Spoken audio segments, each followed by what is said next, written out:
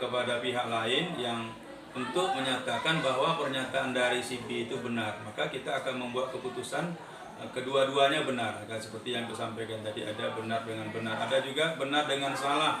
Kadang-kadang keputusan itu ada yang sifatnya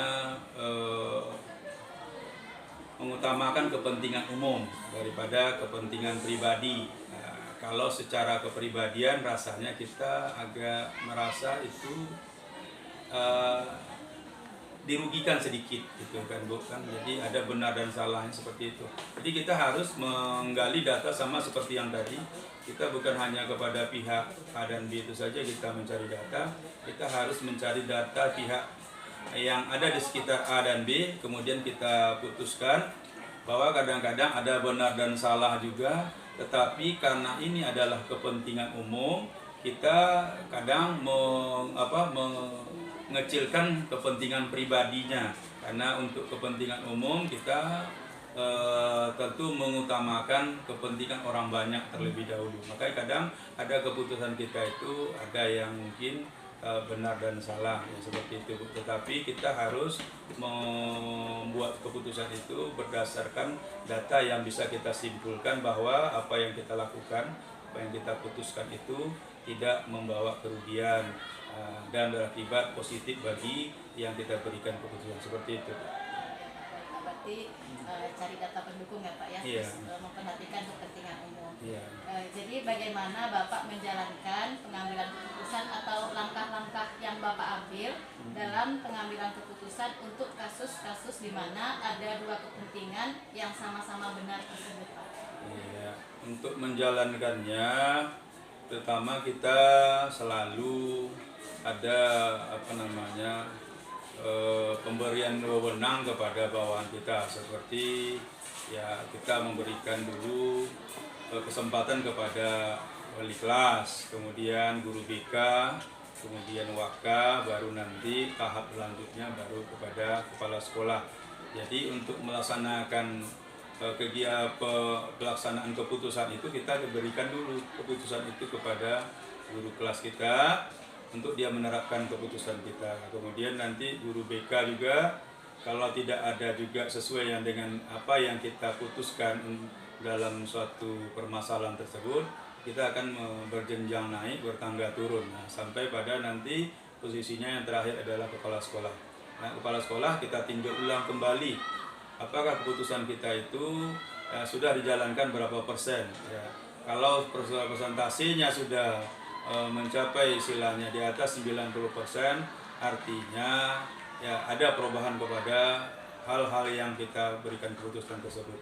Apalagi kalau putusan sudah dilaksanakan 100%. Ya, seperti itu Bu dalam pelaksanaan.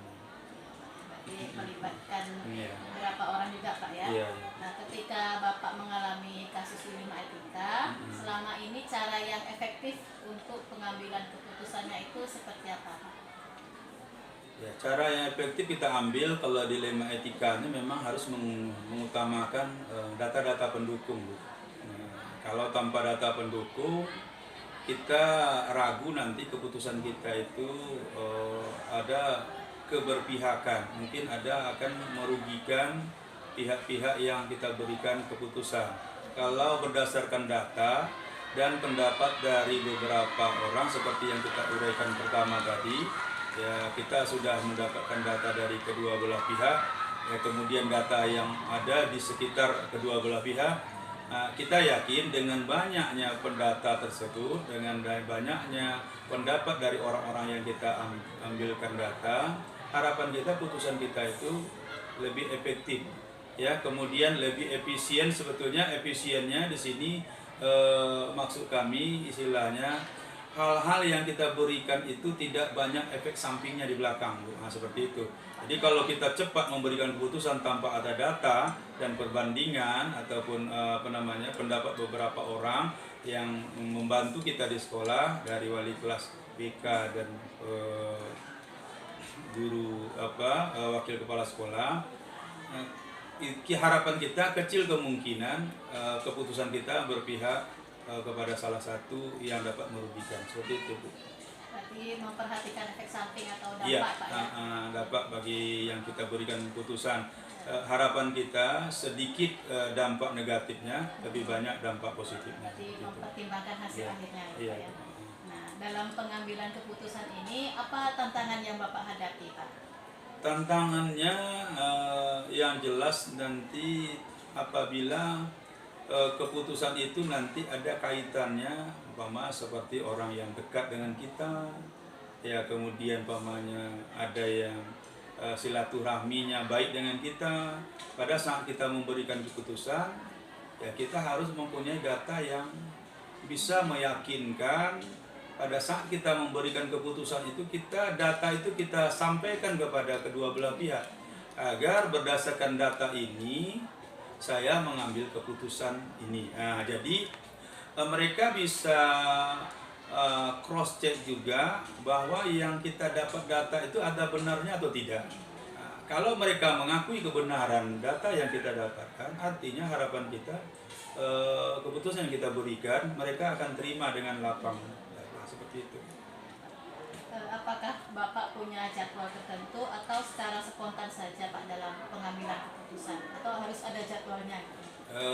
Kalau untuk pengambilan keputusan itu hal-hal yang sifatnya sensitif itu saya akan spontan.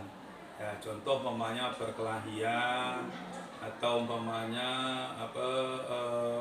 hal-hal yang berefek samping cepat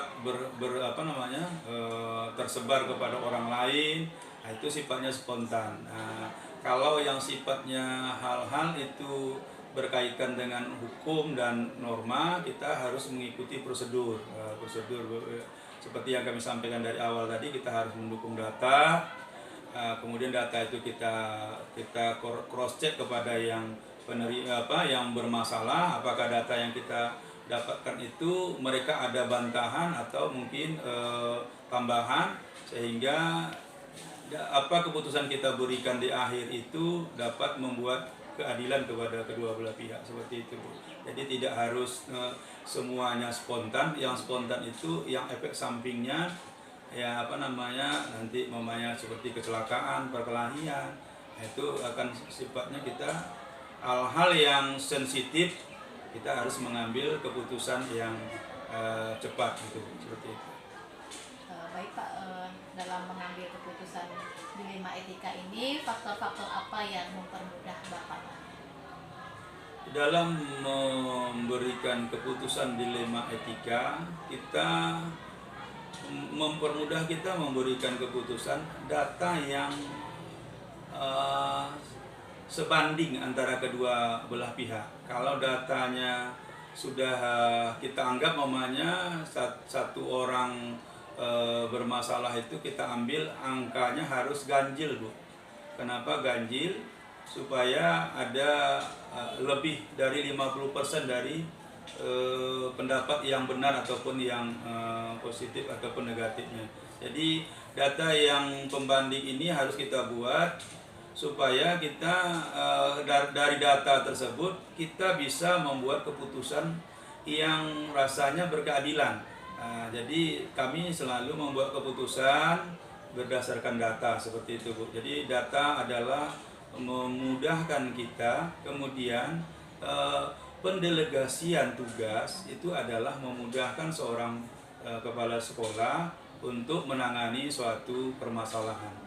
Jadi ada pendelegasian tugas, ya, ada tugas kepala sekolah silakan dilakukan oleh kepala sekolah. Tugas yang harus dilakukan wakil kita berikan kepada wakil. Demikian juga sampai BK dan Bu Lili wali kelasnya, seperti itu.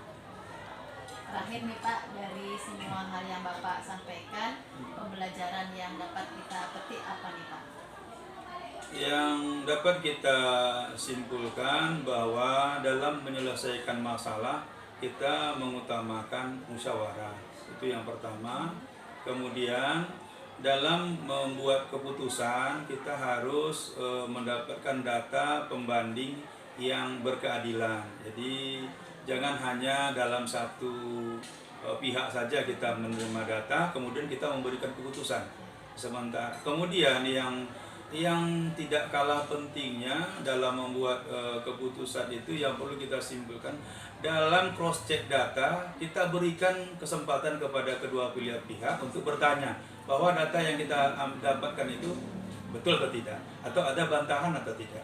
Nah, jadi itu yang perlu. Jadi harapan kita, keputusan yang kita berikan untuk mendapatkan keadilan kedua belah pihak. Mungkin itu kuncinya kalau bagi saya dalam membuat keputusan. Iya, tapi keputusannya harus adil, Iya. kemudian dilakukan musyawarah dari Pak. Iya, iya.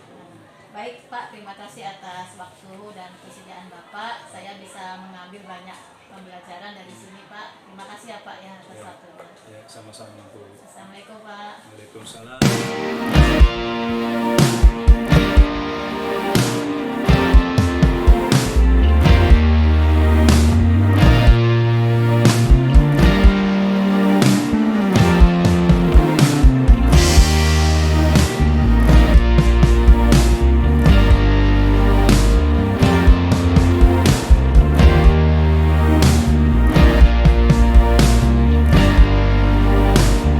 Assalamualaikum Pak. Waalaikumsalam.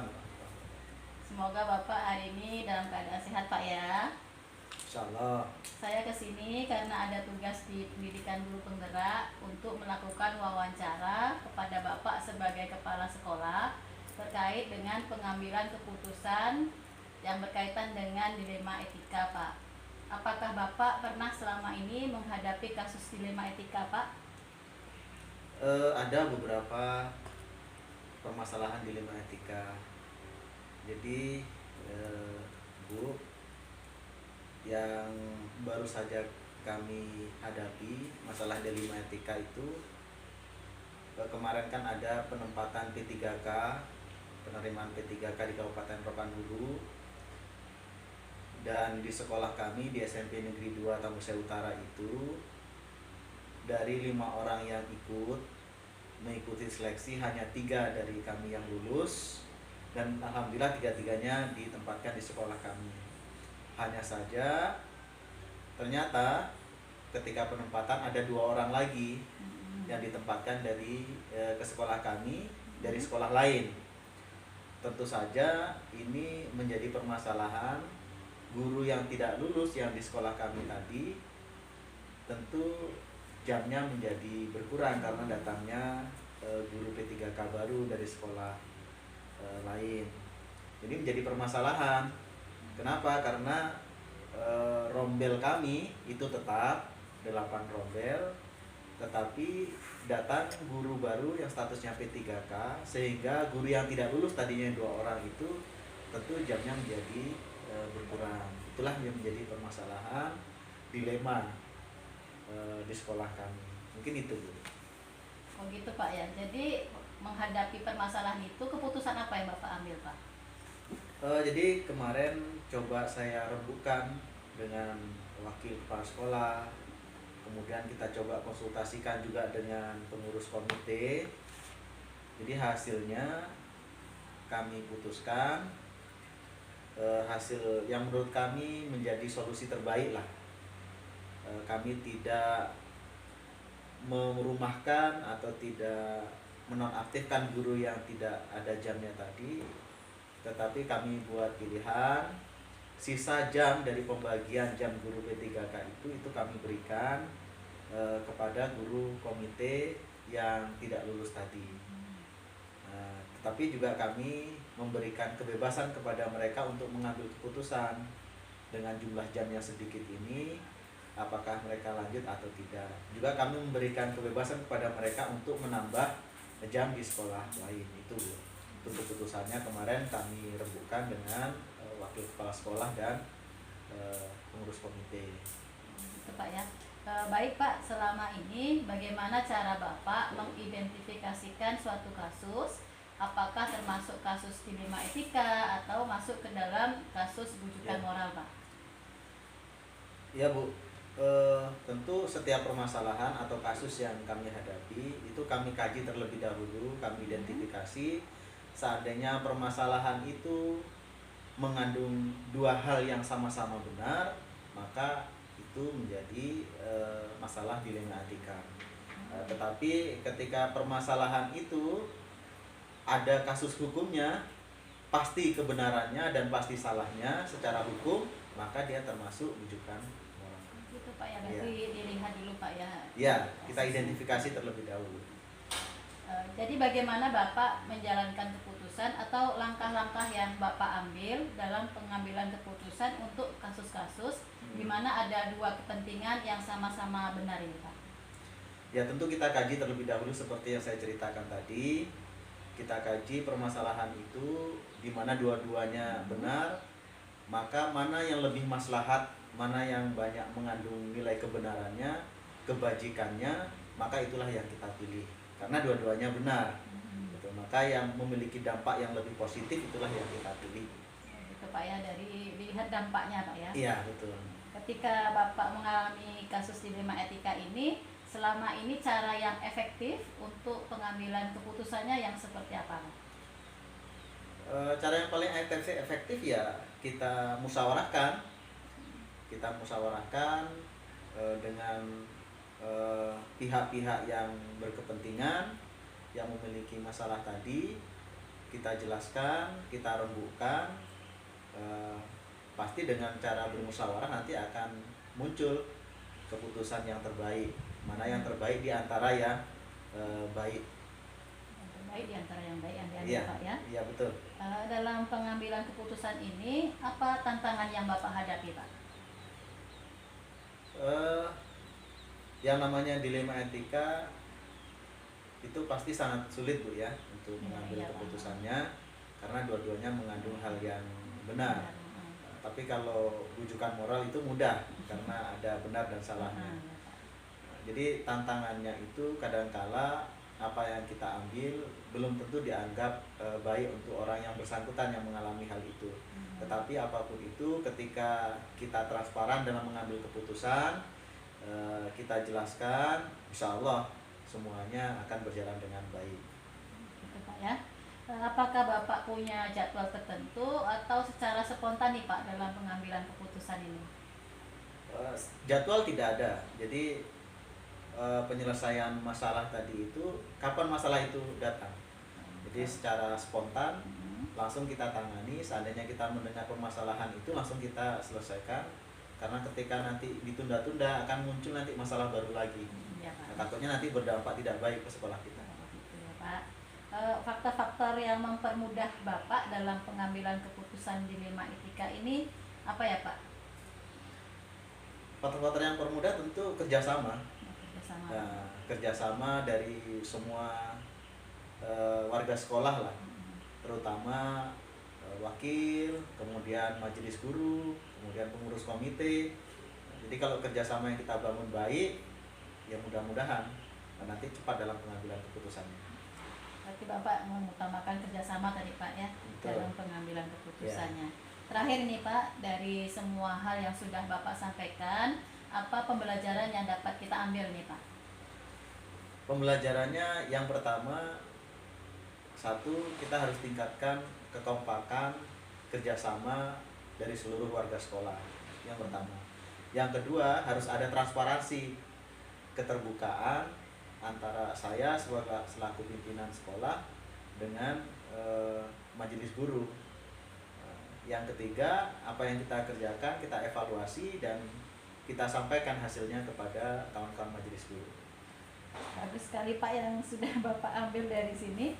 Saya jadi terinspirasi nih Pak untuk mengambil keputusan dari pengalaman-pengalaman yang sudah Bapak sampaikan tadi. Baik Pak, terima kasih ya Pak atas waktunya, atas kesediaan Bapak. Saya ucapkan terima kasih banyak Pak. Ya, sama-sama Bu. Assalamualaikum Pak. Waalaikumsalam.